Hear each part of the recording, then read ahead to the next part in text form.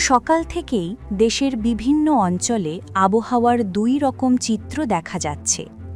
ঢাকাসহ মধ্যাঞ্চলে হালকা রোদ ও মেঘের লুকোচুরি খেলায় দিন শুরু হলেও উত্তরের কিছু এলাকায় সকাল থেকেই মেঘের আধিক্য লক্ষ্য করা গেছে।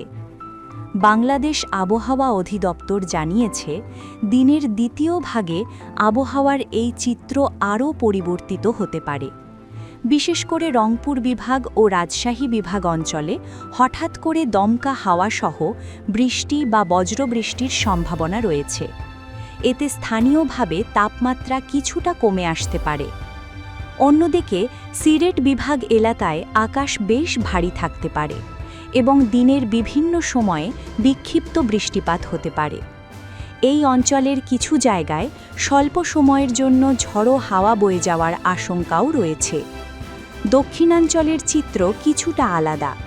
খুলনা ও বরিশাল বিভাগ এলাকায় আকাশ আংশিক মেঘলা থাকলেও বৃষ্টির সম্ভাবনা তুলনামূলক কম, তবে গরম ও আর্দ্রতার কারণে অস্বস্তি বাড়তে পারে। আজ সারা দেশে তাপমাত্রা ৩২ থেকে ৩৬ ডিগ্রি সেলসিয়াসের মধ্যে ওঠানামা করতে পারে। বিশেষ করে শহরাঞ্চলে দিনের বেলায় গরমের তীব্রতা বেশি অনুভূত হবে, তবে বিকেলের বৃষ্টি কিছু জায়গায় স্বস্তি এনে দিতে পারে।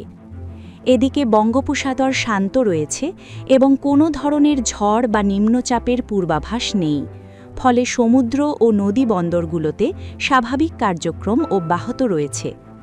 বিশেষজ্ঞদের মতে এই সময়ে আবহাওয়ার এমন দ্রুত পরিবর্তন স্বাভাবিক বিষয়, তাই বাইরে বেরোলে ছাতা রাখা, পর্যাপ্ত পানি পান করা এবং বজ্রপাতের সময় নিরাপদ স্থানে থাকার পরামর্শ দেওয়া হয়েছে।